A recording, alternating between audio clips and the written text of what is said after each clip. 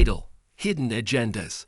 It wasn't until after everything fell apart that I began piecing together the truth about my wife, Julia, and her old flame. Looking back, I suppose there were signs, but life was hectic, and I'd never imagined anything sinister could be hiding in those details. We had been together for years, and between raising our child and juggling our day-to-day lives, I thought our relationship was solid, grounded in trust and familiarity. But then the world changed. The pandemic hit, and suddenly, we were trapped inside our small apartment.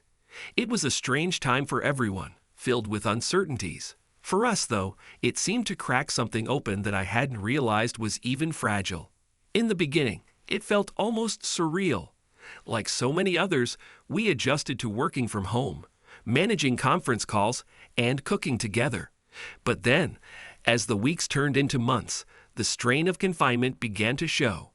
Julia grew restless, her patience thinning as she managed our toddler's tantrums and listened to my constant work calls echoing through our small space. One evening after I'd put our son to bed, she sighed deeply, staring out the window at the empty streets below. "I feel like I'm going mad," she confessed, wrapping her arms around herself. I just need to get out, do something for myself. Sitting here all day is driving me insane." I was empathetic. Truthfully, I felt the same way, but had just gotten used to the cycle of it. "Maybe you could take up a hobby," I suggested. "Something that would give you a break, something you enjoy." Julia thought about it for a while and then, seemingly on a whim, decided on yoga. I thought it was a great idea. She'd always been into wellness and health, but with the added bonus that it would give her some mental reprieve from the constant demands of our child and the pressure of being cooped up. A few days later, she came to me with a glimmer in her eye. "I talked to my friend Mia," she said. "She invited me to her place a couple of times a week to do yoga together. I think it'll really help me feel like myself again." I immediately agreed. It would give her the time she needed to unwind, and Mia was a good friend, a calming, positive influence. So I started staying home alone with our son while Julia went to yoga with Mia. For a while, it seemed to be working. She seemed happier, more energized. I noticed she was paying more attention to her appearance, eating healthier, and working out more.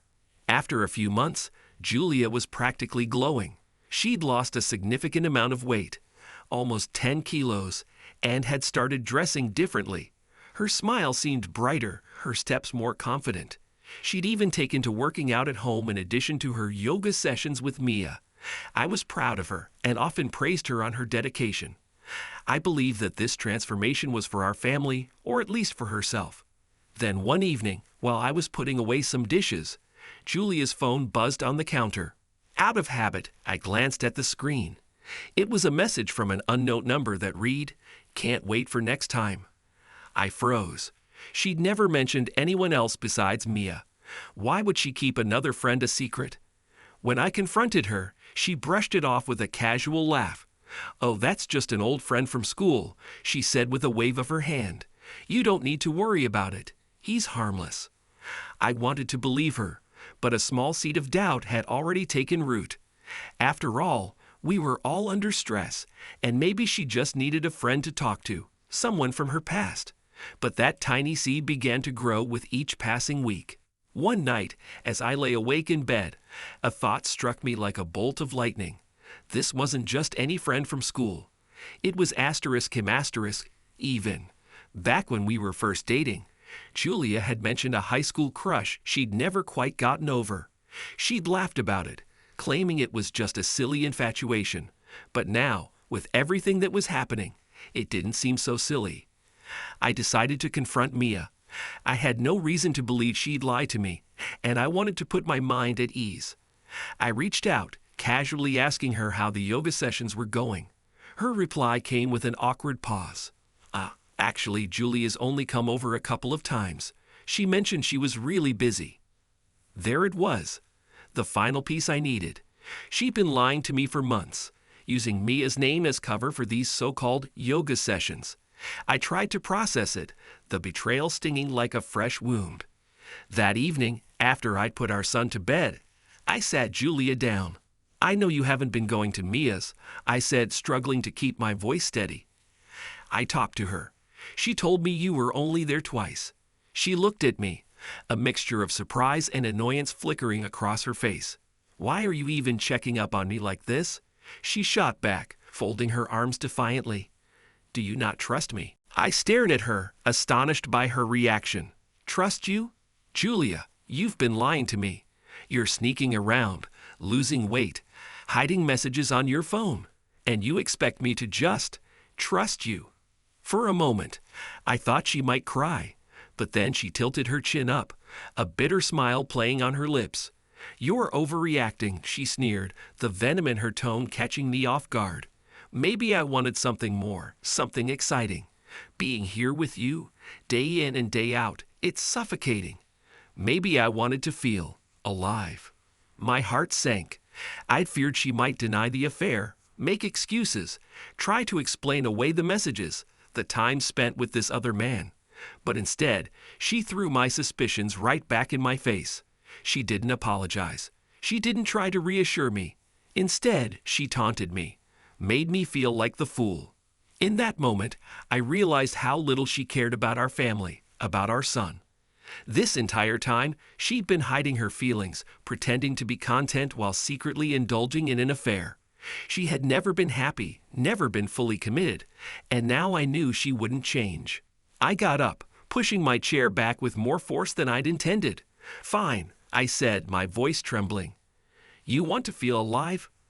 Then go. Be with him. But don't expect me to stand by and watch while you tear this family apart.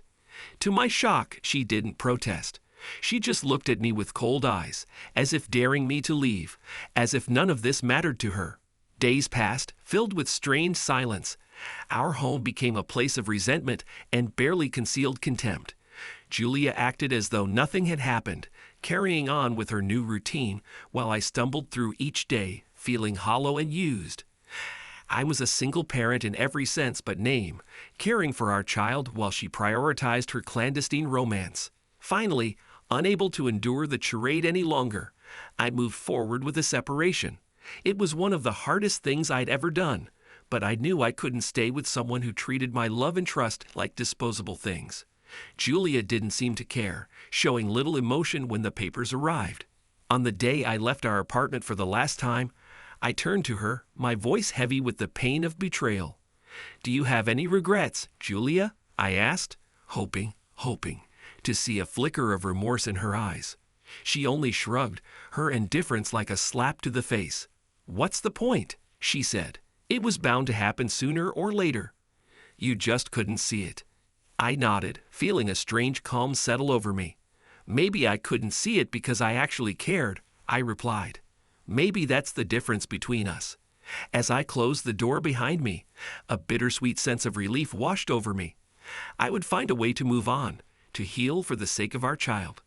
I could rebuild, piece by piece, until I found peace again.